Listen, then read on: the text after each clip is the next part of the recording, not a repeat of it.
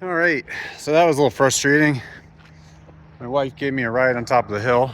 You can see that I'm in Altus or Parley Summit.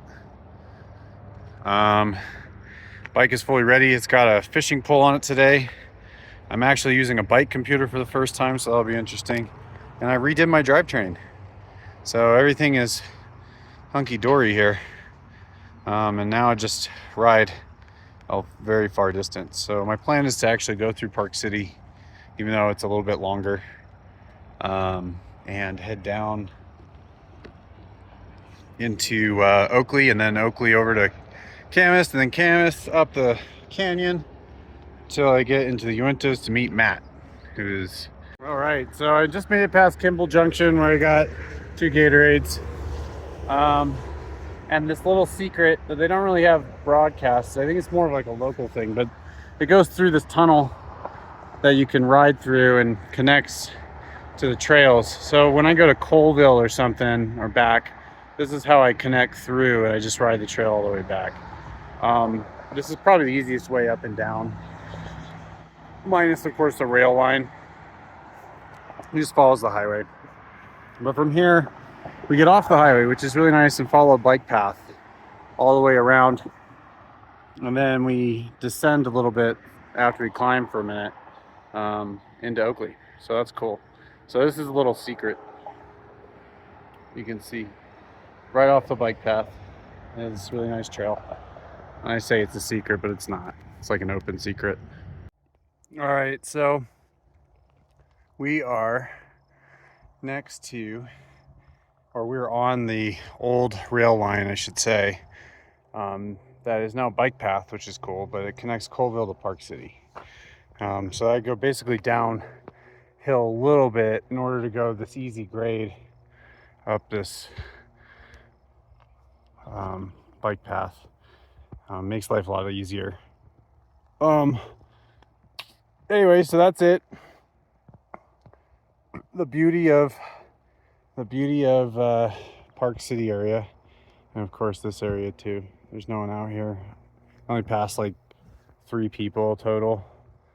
So there hasn't really been anybody out here anyways, even though it's a beautiful day because it's Wednesday. You can see there's Round Valley area, and I go in that area. That's the mountain bike area too that Matt and I go and hit up sometimes in the mornings. So that's cool, and I'm now heading this way.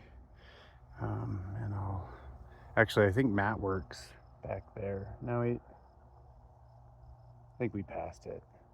He works like right up there.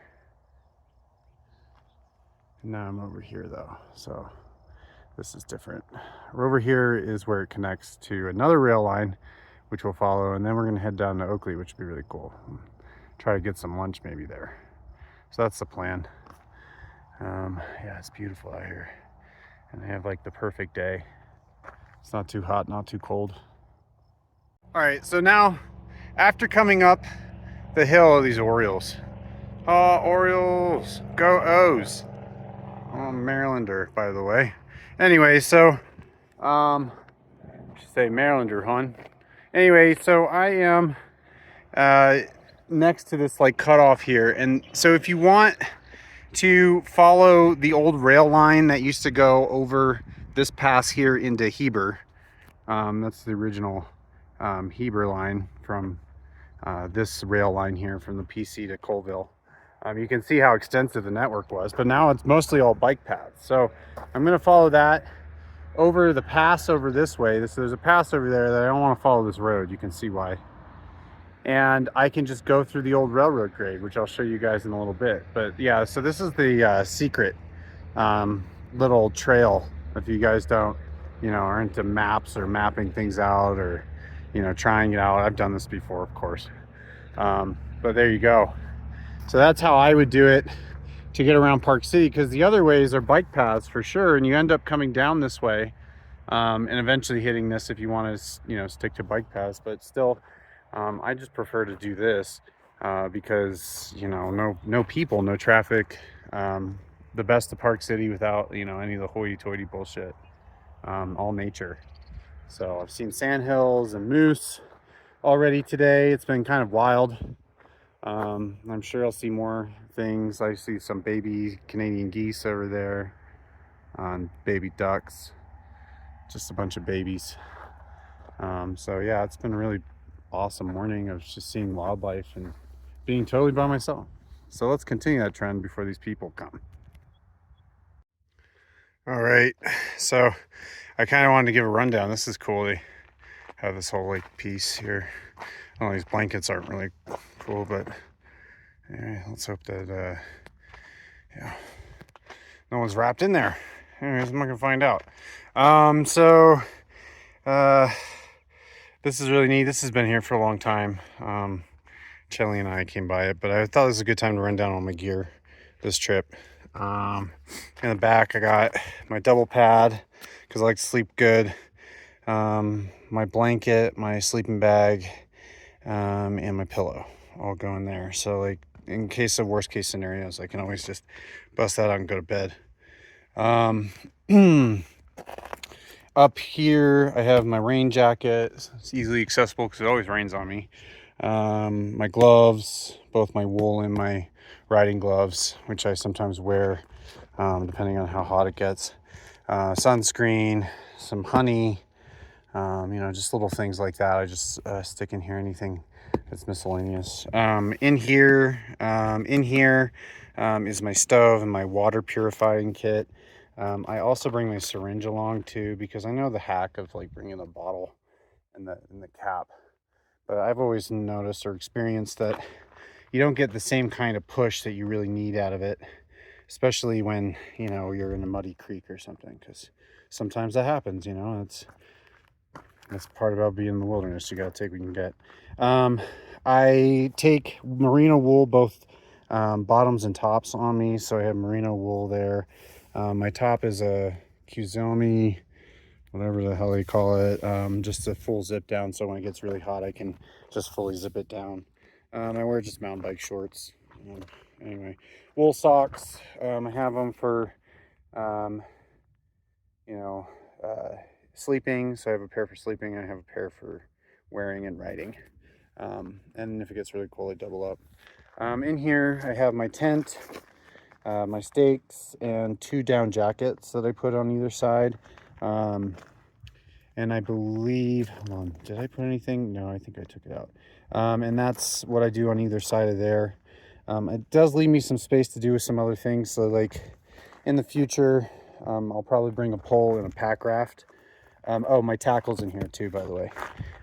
Bring a pack raft in order to kind of make, that would be complete my setup, for going in the wilderness. Again, I got the restrap, put it on my back. Don't worry about it. Don't have to take anything apart. That's a really nice part about that whole thing. Just, load and go. I have all my tools to take down my entire bike if I needed to. So my bike can be totally taken apart, including the bottom bracket. I have a huge pump, high volume. I have a bunch of battery space, so I can constantly be running electronics and, of course, filming these things for you guys. With all that stuff. And, I think I did a pretty good job with my loadout considering, like how many things I've been able to load on it with, very minimal amount of space. So I'm very good at making sure everything is good. Oh, and my toiletries are also in here, by the way, folks, on the top. I just shove what I need in there when I need it.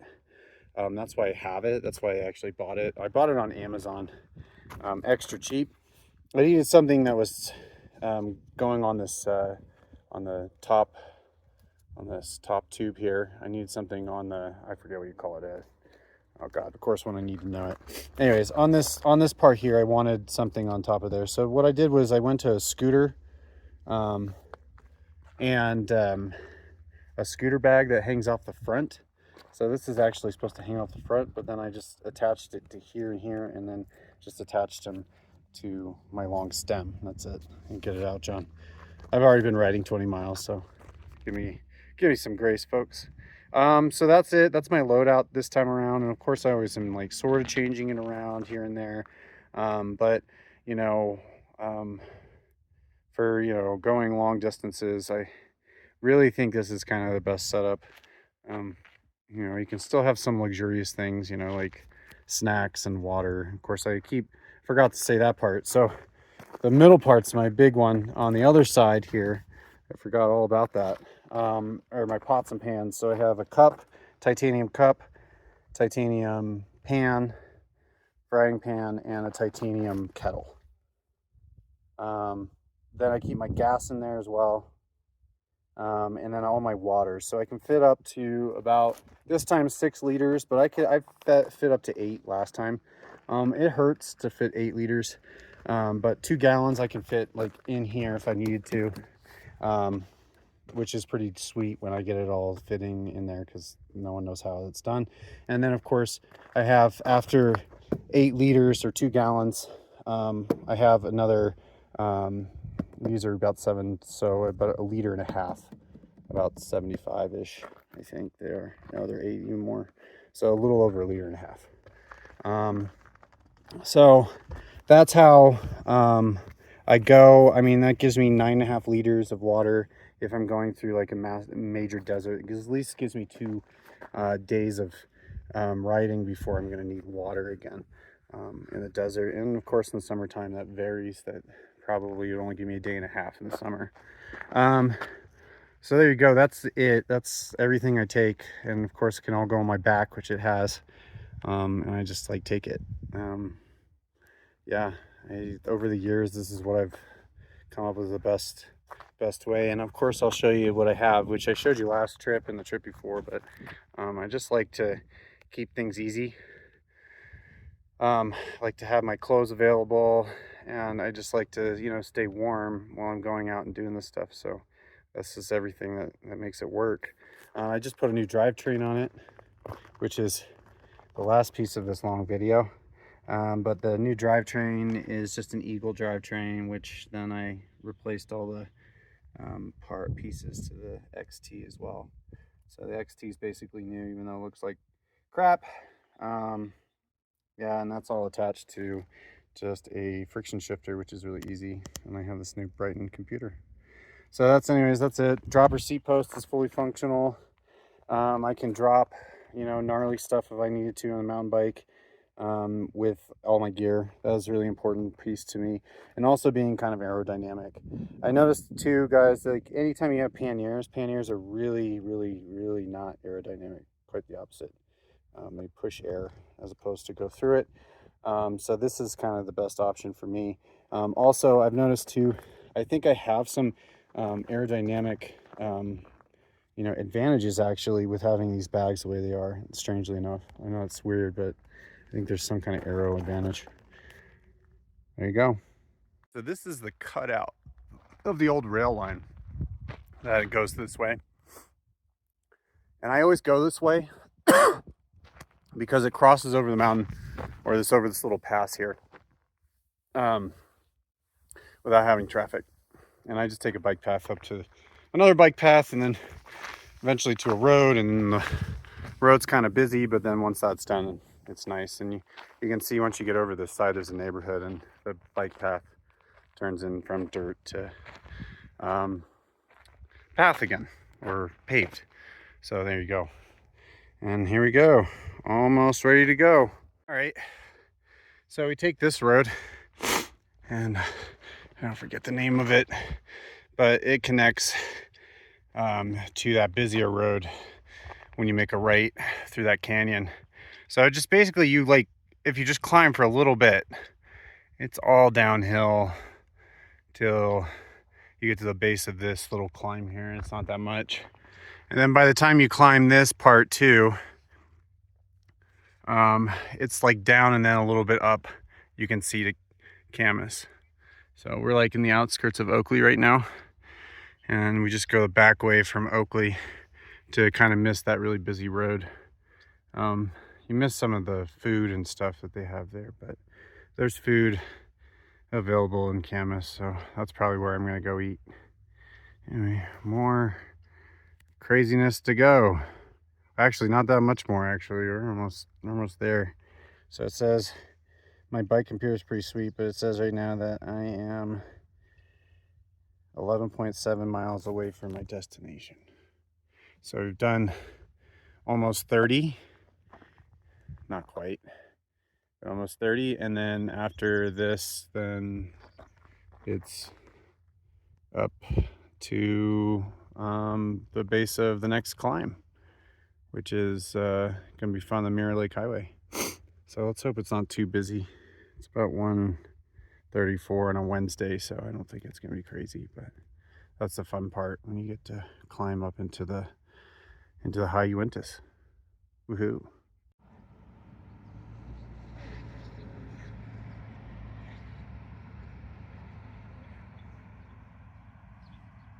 So this road is fairly busy, as you can see. But the nice part about it, there's a bike path and a park and restrooms over there, over yonder, if you're, you know, on the way somewhere. I've actually used those restrooms in the past many times coming through here, so it's really nice to have. It's really strange because these benches have been like this for years. It's sad that no one ever uses them. So I thought today I'd use the benches. Anyway, so yeah, this is a really nice part.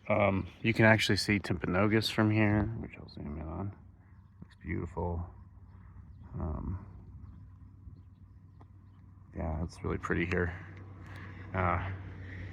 It's downhill and then a little uphill on the way there.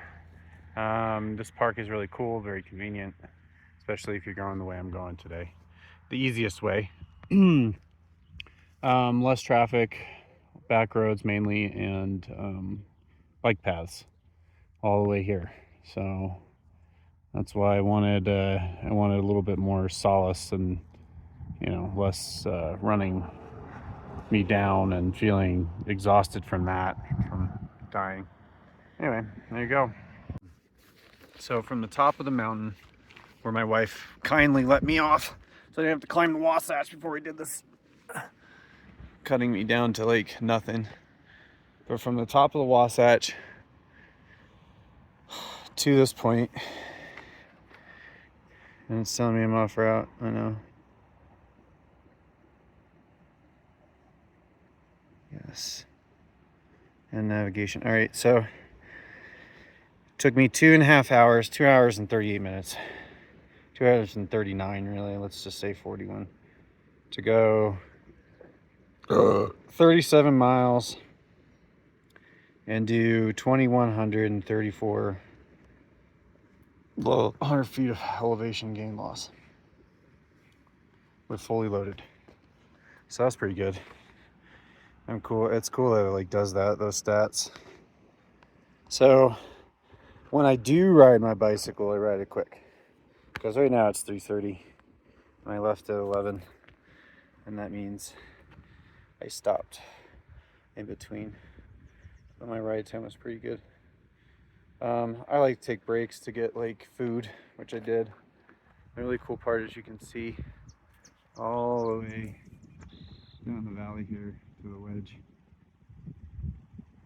And then here's the stream that I'm next to, which is really cool. So I was gonna go see if there's any. Oh, there's a tarantula hawk. Fun. I got stung by one of those one time, and it was the only bee sting that ever put me down. I mean, I get stung a lot, but not like that. Anyway, so I crossed the stream. I gotta watch out for rattlesnakes this time of year, because it's just a rattler's paradise. Any of these waterways are teeming with animals that are trying to eat other animals for obvious reasons. I can't see if there's anything, but maybe.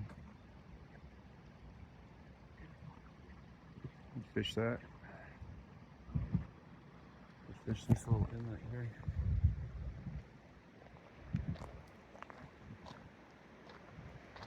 I was gonna come over here real quick and see the rules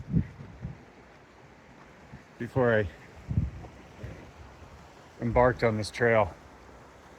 I don't think it says no bicycles, but everyone hates on bicycles, so I have to be really careful. Oh, it says bicycles. Look, that's neat. All right, so I'm good. There you go, folks. They don't even want to say here, like, what is allowed, but over here they say it, so it's open to bicycles. Which is sweet. Thank you, Forest Service, for not blocking. I'm just making sure. They just didn't bother to add bicycles to this sign, which is real weird. Thanks. I guess we're not good enough. Anyway, it's cool.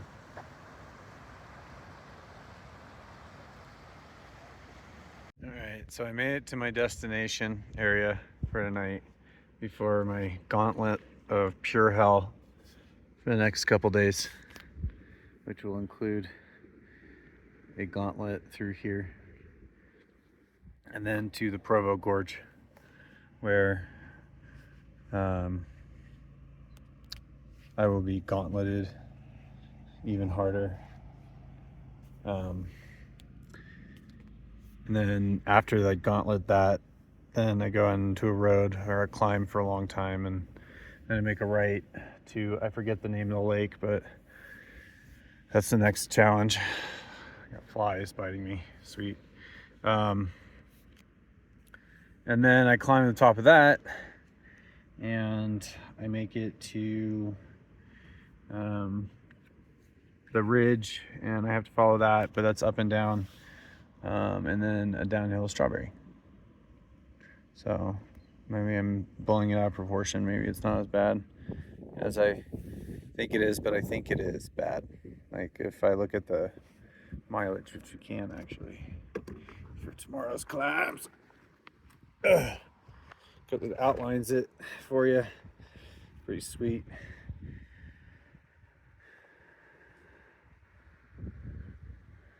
Go to navigation, go to routes, and then I did the gauntlet, Uinta's gauntlet. If you go down, you can do climbs. Each climb is categorized, of course, which is nice. Actually, I really like this Spike computer. Anyway, so it shows you that I'm in the order of 8 pretty substantial climbs all day long. Basically, I'll be climbing from 2, 3 to 5%. That one I think is up to lake, but maybe it's this one because that's 5%, a little bit more difficult. 4.6 miles, long time. Yeah, it's probably the lake climb. Then it starts to flatten out on top of there's some climbs there, and then that 4% doesn't really give it justice, and I think that last 1% is just a climb into strawberry. So there you go. That is tomorrow's gauntlet of pain. Woohoo! It'll be really fun. For some reason I'm all wet because I'm sat on wet. Whoops. Day 2, and there's a moose. That's every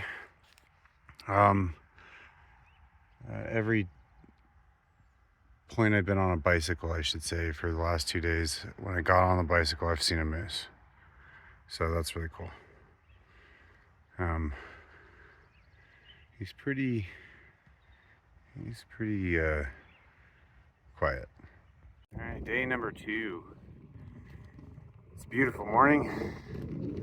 I'm climbing up the soapstone because, from pretty good knowledge, apparently the trail has now been blocked. So now people can't get through. So now my climbing just got a lot harder. And I'm gonna do pretty much the ridge line all the way to Strawberry. So that's gonna hurt. There are 7 or 8 climbs that are really big in this. All of them, getting bigger and bigger until the end, and then it just, of course, goes down to Strawberry. There's like a little climb there, but other than that, not counting those, the biggest ones are all at altitude, and call it the end. So first I gotta climb to Soapstone, and then Soapstone to Mill Hollow, and then Mill Hollow over to Currant Peak, and then I'm done. Sweet. Day 2, Sandhill Crane. They're really pretty.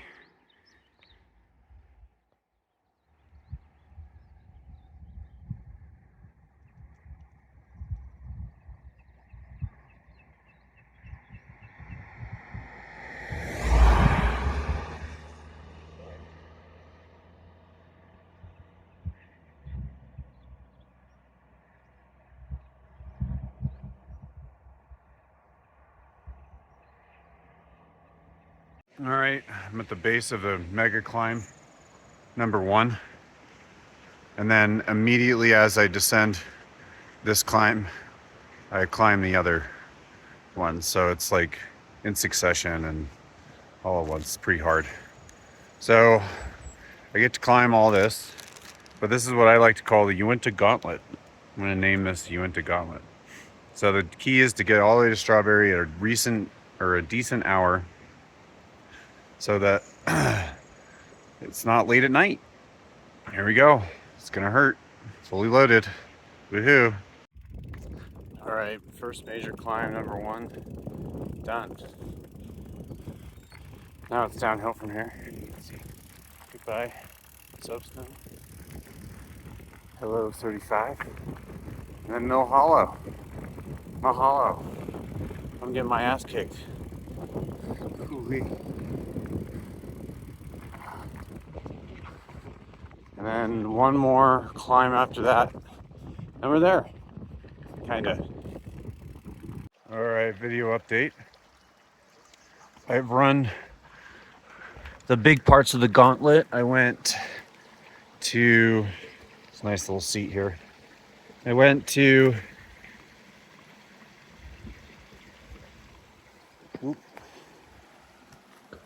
probably getting stung by something. Anyway, I went from, excuse me, the last time I recorded was at Duchesne, or Soapstone, or top of Soapstone. Now I'm over Mill Hollow, Duchesne Ridge, and now I'm sitting in the trees finally relaxing because I was trying to make one big push, and that was a really gnarly push. Right now I started at 7 and it's 11:46, so man, it's been a hard day and more to go. I have like 700 meters in this, or 700 feet in this climb. Thank God, not meters. 700 feet in this climb to go. Then I have one more climb after that, which I'm assuming is the top of Currant Peak. And then it's down into Strawberry. So, woohoo, almost there. You know, the funny thing is, it's actually fairly cold up here. I'm wearing a shirt, sleeve t-shirt, but if I wasn't climbing these mountains, it'd be different. About 180 feet more climbing. You can see around the ridge line, that's where I gotta go. Past, you can see how much snow is everywhere. Crazy amounts of snow all along here, all seeping down into the ground actually. No flow. And some of that red, pink algae. Yeah, it's really pretty up here. It's just very cold still. All right, made it to the top. Fortunately, I don't have it to myself, but I made it. It says technically I have 20 feet, but I think this is it. And there's the pass. Right, so kind of annoying sometimes when people are like, there's a blockage in the road. Like, I care.